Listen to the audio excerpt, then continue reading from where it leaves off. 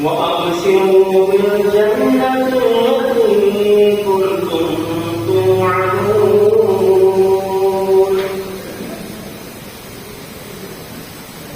نحن أولياؤكم في الحياة الدنيا وفي الآخرة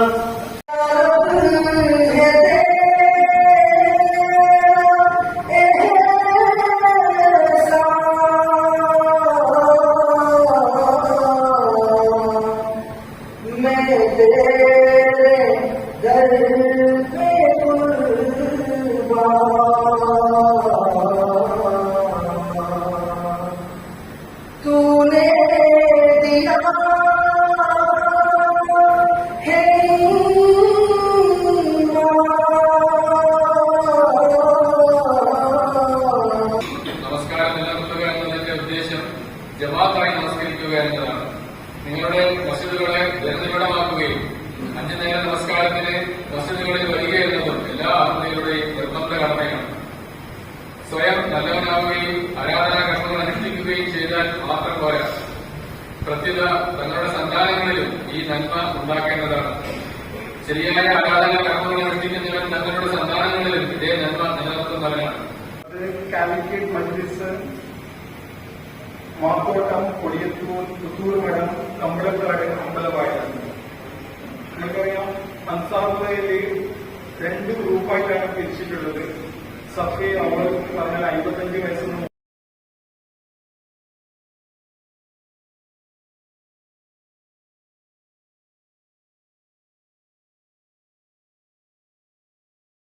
ചെയ്യേണ്ടത് നമ്മൾ ചെയ്യാൻ പറയുന്ന പ്രവർത്തനങ്ങൾ, നമ്മൾ ചെയ്യുന്ന ഇബാദത്തുകൾക്കെല്ലാം തന്നെ നമുക്ക് വേണ്ടിയുള്ളതാണ്, നമ്മുടെ നന്മയ്ക്ക് വേണ്ടിയുള്ളതാണ്, അള്ളാഹുവിന്റെ അനുഗ്രഹം നമുക്ക് ലഭിക്കുന്നതിന് വേണ്ടിയുള്ളതാണ്.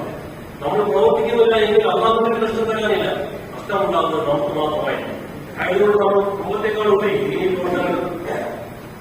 മുൻഗണന നൽകിക്കൊണ്ട് നമ്മൾ പ്രവർത്തിക്കേണ്ടിയിരിക്കുന്നു. വയനാട് ദുരന്തത്തെ മുന്നിൽ കണ്ടുകൊണ്ട് കിട്ടിക്കൊണ്ടിരിക്കുന്ന സമയം മാത്രമേ നമ്മുടെ മക്കൾ ബാക്കിയുള്ളൂ.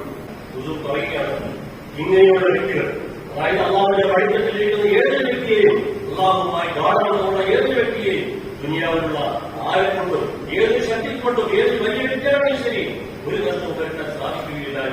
ധാരാളമായിട്ട് വിതരണം ചെയ്യും, പക്ഷെ അത് സ്വീകരിക്കാൻ ആളുണ്ടാവില്ല. ഇത് ഹദീസിൽ വന്നിരിക്കുന്ന കാര്യമാണ്. നമ്മൾ വിചാരിക്കുന്നത് എന്താ അറിയാം, ആന്തരിക മുസ്ലിയാരും അതുപോലെ മുജാഹിദും സ്വീകരിക്കില്ല, അല്ലെങ്കിൽ തെല്ലിക്കാരും സ്വീകരിക്കില്ല എന്ന് വിചാരിച്ചിട്ട് നമ്മൾ ഉദ്ദേശിക്കുന്നത്. അതിൽ ഒന്നാമതായിട്ട് സ്വീകരിക്കാതിരിക്കുന്ന ആളുകൾ നമ്മളാണ്. കാരണം നമ്മൾ കുത്തുപോലും ചെവിയോട് കേൾക്കും, മറ്റേ ചെവിയോട് കാരണം അതിന് മുത്തും പുറകെ ഉണ്ടോ എന്ന് വരെ ശ്രദ്ധിക്കില്ല. ഇങ്ങനെ നമ്മുടെ സമസ്ത മേഖലകളിലും നമ്മുടെ മാതൃക കൊണ്ട് നമ്മുടെ അൻസാരികളാണ്, അള്ളാഹുവിന്റെ സഹായികളാണ് എന്ന് നമ്മൾ സ്വയം നമ്മുടെ ജീവിതത്തിൽ ഒരു പരിഷ്കരണം ഉണ്ടാക്കിക്കൊണ്ട് നമ്മൾ മറ്റുള്ളവരുടെ ഇടയിൽ ജീവിക്കുകയാണെങ്കിൽ നമ്മുടെ ചുറ്റുപാടത്തുള്ള പ്രകാശം കണ്ടുകൊണ്ട് മറ്റുള്ളവർ നമ്മുടെ ജമാഅത്തിലേക്ക് ആഗ്രഹിച്ചതാണ്.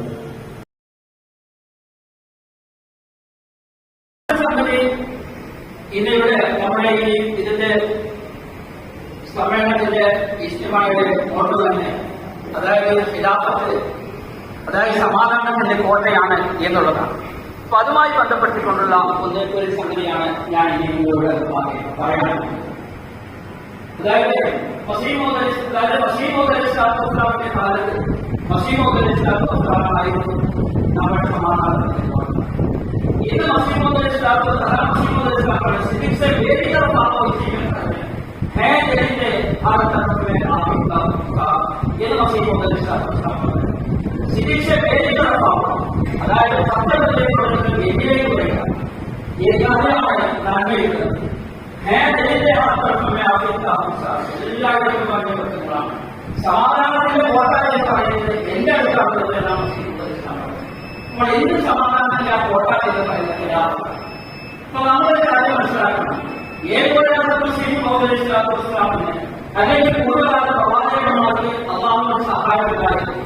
അതുപോലെ എല്ലാ കാലഘട്ടത്തിലും എല്ലാവരിലും അങ്ങനെയുള്ള അനുഗ്രഹവും സഹായവും ഉണ്ടാകുമെന്ന് നമ്മൾ മനസ്സിലാക്കേണ്ടതാണ്. അതായത് ഇന്ന് നമ്മളുടെ കുടുംബജീവിതം എന്ന് പറയുന്നത്, അതായത് അതൊരു വലിയ ചാലഞ്ചായി മാറിയിരിക്കുകയാണ്. ചാലഞ്ചായി മാറി. അപ്പൊ ഇത് ചാലഞ്ച് നമ്മൾ സ്വീകരിക്കണം. അതായത് ചാലഞ്ച് സ്വീകരിക്കാൻ പറഞ്ഞാൽ ഇന്ന് വെറും വിവാഹ കാര്യങ്ങൾ ആഗ്രഹം മാത്രമല്ല പ്രയാസമുള്ളത്. വിവാഹം നടന്നിരിക്കുന്ന നമ്മളെ പോലെ ആളുകളുണ്ടല്ലോ, അത് 2 മാസത്തിൽ കുടുംബജീവിതത്തിൽ പലർക്കും പല വിധത്തിലുള്ള പ്രയാസങ്ങൾ ഉണ്ടായിക്കൊണ്ടിരിക്കുന്ന ഒരു കാലഘട്ടമാണ്. അപ്പൊ ഇത് നമ്മൾ ഇപ്പോൾ തന്നെ പ്രത്യേകിച്ച് അൻസാരികളായിട്ടുള്ള നമ്മൾ മനസ്സിലാക്കേണ്ടത് വാചകങ്ങളുടെ മഴൂഫി എന്നാണ് പറയുന്നത്. അതായത് നിങ്ങൾ അവരോട്, അതായത് നമ്മുടെ ഭാര്യ മക്കളോടൊക്കെ ഉണ്ടല്ലോ, നല്ല രീതിയിൽ പെരുമാറണം എന്നുള്ളതാണ്. എന്ന് മാത്രമല്ല റസൂലുള്ളാഹി സ്വല്ലല്ലാഹു അലൈഹി വസല്ലം പറഞ്ഞ അവസാന കാലഘട്ടത്തിൽ വർഷിക്കുന്നത് പോലെ നിങ്ങളുടെ വീടുകളിൽ ഫിത്നകളും ഫസാദുകളും കുഴപ്പങ്ങളും വർഷിക്കും എന്നുള്ളത് റസൂലുള്ളാഹി പറഞ്ഞതാണ്. അതാണ് ഇനി നമ്മുടെ വീടുകളുടെ കുടുംബങ്ങളും നടക്കുന്നത്.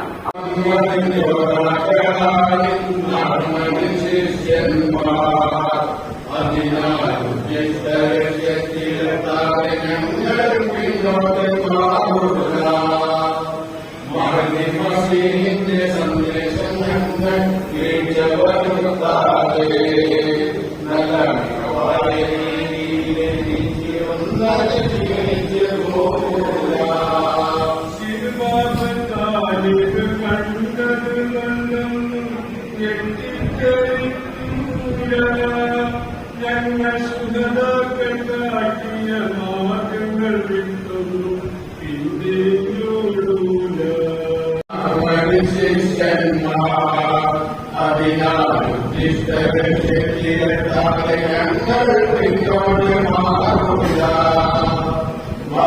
മസീഹിന്റെ സന്ദേശം ഞങ്ങൾ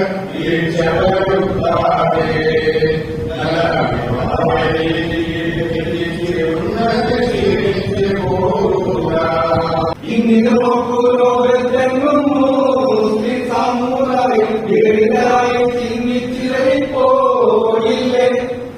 മണ്ണിൽ അവരുടെ ചുറ്റും കൂടിയ മറ്റ് ജനതകളെല്ലാം അവരെ പിച്ചി ചിന്തും കാഴ്ച കണ്ടില്ലേ. എല്ലായിടവും സമുദായത്തിൽ ശാന്തി എന്നത് പോയില്ലേ. എല്ലായിടവും കേൾക്കും വാർത്തകൾ സമുദായത്തെ ഉലച്ചില്ലേ. എല്ലാം പോയി സമുദായത്തിൽ നന്മകളാണ് നശിച്ചില്ലേ. ഇസ്ലാമിന് ഈ ഗതിയാണെന്നോ സമുദായത്തിൽ ഈ ഗതിക്കൊരു മാറ്റമതില്ലെന്നോ. ഇന്ത്യ ലോകത്തെങ്ങും മുസ്ലിം സമുദായം വിഘടിതമായി ചിന്തിച്ചിടറിപ്പോയില്ലേ. മണ്ണിൽ അവരുടെ ചുറ്റും കൂടിയ ജനതകളെല്ലാം അവരെ പിച്ചി ചീന്തും കണ്ടില്ലേ. ഉലമാക്കൾ കണ്ടുത്തരവുന്നതെല്ലാം ഉലകിൽ വിതച്ച നാശം തീർക്കുന്നേ. ഉത്തമദീനെ സംരക്ഷിപ്പോലെന്ന് ഉമ്മത്തിൽ രക്ഷിയെ തീർക്കുന്നേ. ദീനിനെ തുണ്ടം കൊണ്ടമാക്കാവുന്നേ. പിന്തുണച്ചുകൊണ്ടിരുന്നേരം വീണ്ടും തുണ്ടമാകുന്നേ. അത്തും പിത്തും ഇല്ലാത്തവരുന്നേ. ഉത്തമ ഉമ്മത്തിന് ഈ ഗതിയാണോ സമുദായത്തിൽ ഈ ഗതിക്കൊരു മാറ്റമതില്ലെന്നോ. खलीफा हमारा वो दिल है हमारा आका हमारा हमारा हमारा खलीफा हमारा वो दिल है हमारा आका हमारा हमारा हमारा खलीफा हमारा वो दिल है हमारा हमारा. जो तन्हा हाथों फकीरों को खाया फिदाओं के आका पे सब कुछ लुटाया. जो तन्हा हाथों पे तीरों को खाया फिदाओं के आका पे सब लुटाया. उसी की तरह हम भी अपना करेंगे. आलमदीन अहमद को गिरने न देंगे. जिंदा जमात का ये इस्तिहारा, खलीफा के हम हैं, खलीफा हमारा, वो दिल है हमारा, आका हमारा। मोहब्बत के नारों लबों पे सजा कर, दिलों में मसीहाई शम्मे जला कर, मोहब्बत के नारे लबों पे सजा कर, दिलों में मसीहाई शम्मे जला कर, ज़मीं के किनारों को रोशन करेंगे, वफाओं पे जिंदा रहेंगे, मरेंगे, करेंगे ज़माने में ऊंचा नारा। വഫാത്തിന് ശേഷം ഇസ്ലാമിന് വലിയ പരീക്ഷണങ്ങൾ നേരിടേണ്ടി വന്നു. നാമാത്രമായ മുസ്ലിം ഗോത്രങ്ങൾ ഇസ്ലാം വിട്ട് മുർത്തദ്ദാവുകയും കള്ളപ്രവാചകത്തെ ബാധിക്കുന്ന മുസൈലിന്റെ ഖദ്ദാഫിന്റെ നേതൃത്വത്തിലുള്ള സൈന്യം ഇസ്ലാമിനെതിരെ യുദ്ധം പ്രഖ്യാപിച്ചു. ഖാലിദിന്റെ വലീദിന്റെ നേതൃത്വത്തിലുള്ള മുസ്ലിം സൈന്യം അവരെ പരാജയപ്പെടുത്തി. അതായിരുന്നു പ്രസിദ്ധമായ യമാമ യുദ്ധം. അബൂബക്കറിന്റെ കാലഘട്ടത്തിലാണ് പരിശുദ്ധ ഖുർആന്റെ കോടികൾ നടന്നത്. അതിന്റെ പ്രധാന കാരണം യമാമ യുദ്ധത്തിൽ 70 മുഹാഫിനീങ്ങൾ ഷഹീദായിരുന്നതായിരുന്നു. സകാത്ത് കൊടുക്കാൻ വിസമ്മതിച്ചവർക്കെതിരെ അബൂബക്കർ റളിയല്ലാഹു യുദ്ധം പ്രഖ്യാപിച്ചു. മനുഷ്യനെ സമ്പൂർണ്ണ മനുഷ്യനാക്കുക എന്നതാണ് ഖിലാഫത്തിന്റെ യഥാർത്ഥ ഉദ്ദേശവും ലക്ഷ്യവും. മനുഷ്യ സംസ്കാരത്തിന്റെ പുരോഗതി അടയാളപ്പെടുത്തിയത് പ്രവാചകന്മാരാണ്. പ്രക്ഷുബ്ധമായ ജീവിത രംഗവേദിയിൽ സ്നേഹാപരമായ മാനവിക തരംഗമാലകളാണ് നബിമാർ ഉണ്ടാക്കിയിരിക്കുന്നത്. ആരംഭം ഇന്നുവരെ വരണ്ട മണ്ണിൽ ഭക്ഷിക്കപ്പെട്ട തേന്മഴയാണ് പ്രവാചക ശൃംഖല. അവരെത്തിക്കുന്ന ദൗത്യങ്ങൾ കാലാകാലങ്ങളിൽ ജനമനസ്സുകളിൽ ഒടുങ്ങാതെ നിലനിർത്തുക എന്ന ഉത്തരവാദിത്തമാണ് ഖിലാഫത്തിനോട് നിർവഹിക്കപ്പെടുന്നത്. യഥാർത്ഥത്തിൽ പ്രവാചക പരമ്പരയുടെ സ്വർണ്ണ കമ്മിയാണില്ല. ആ സന്ദേശത്തിൽ നമുക്കറിയാം പല ഖലീഫമാർ പല രീതിയിലാണ് ഓരോ ഖിലാഫത്ത് എടുത്ത് നോക്കുകയാണെങ്കിലും പല രീതിയിലാണെങ്കിലും കാണുന്നത്. സ്ട്രക്ചറിനെ എസ്റ്റാബ്ലിഷ് ചെയ്ത ഖലീഫത്ത് സ്ഥാനം, അതേപോലെ ഓരോ ഖിലാഫത്ത് എടുക്കുമ്പോൾ ഓരോ റെസ്പോൺസിബിലിറ്റിയാണ് കാണുന്നത്. അത് ഖലീഫത്ത് മസീദ് ഖാമിസിന്റെ റെസ്പോൺസിബിലിറ്റി നമ്മൾ പ്രൈമറി ആയിട്ട് കാണാൻ പീസ് ഇനീഷ്യേറ്റീവാണ്. ഇത് നമുക്കറിയാം 3ാം ലോക മഹായുദ്ധത്തിൽ പോകുന്ന ആ ഒരു വൈകിനെ നമുക്ക് പറഞ്ഞു തന്നത് ഖലീഫത്തുൽ മസീദ് ഖാമിസാണ് അതിനെ ഹൈലൈറ്റ് ചെയ്തത്. ആദ്യം വന്ന് 2003 ഖലീഫായ ആ സമയത്ത് തന്നെ ഫസ്റ്റ് ഇനീഷ്യേറ്റീവാണ് പീസ് സിംപോസിയം. ആ ബന്ധവും സ്നേഹവുമാണ് നമ്മളിൽ.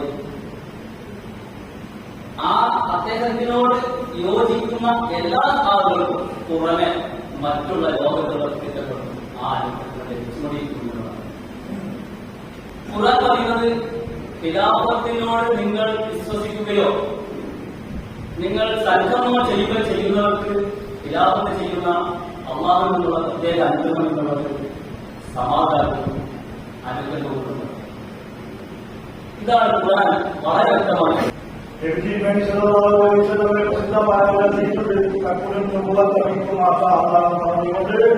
അള്ളാഹു രക്ഷിക്കുന്ന കാലങ്ങളെ നിങ്ങൾ പ്രവാചകത്വം തുടർന്ന് പ്രവാചക മാതൃകയുള്ള ഖിലാഫത്ത് നിങ്ങളുണ്ടാകും.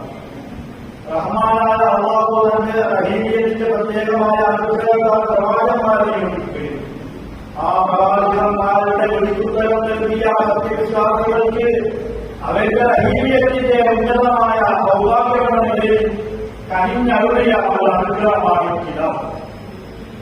ഏതൊരു ലക്ഷ്യത്തിന് വേണ്ടിയാണ് പ്രവാചകന്മാർ നിയോഗിക്കപ്പെട്ടിട്ടുള്ളത്, ആ ലക്ഷ്യത്തിന്റെ മുമ്പോട്ടുള്ള ഗമനം ഖിലാഫത്തുമായി ബന്ധപ്പെട്ടിരിക്കുന്നു. അങ്ങനെ സത്യ ഖിലാഫത്തിനെതിരെ പ്രവർത്തിച്ചപ്പോൾ 1924 ചരിത്രത്തിൽ നമുക്ക് കാണാൻ കഴിഞ്ഞത് അബ്ദുൽ മജീദ് അഹമ്മദിയെ മുസ്തഫ കമാൽ പോർ ശബ്ദിച്ചതോടുകൂടി ഉള്ളവർ പോയി എന്ന നിലയിലാണ്. വിശുദ്ധ ഖുർആൻ എത്ര മനോഹരമായിട്ടാണ് പറഞ്ഞത്.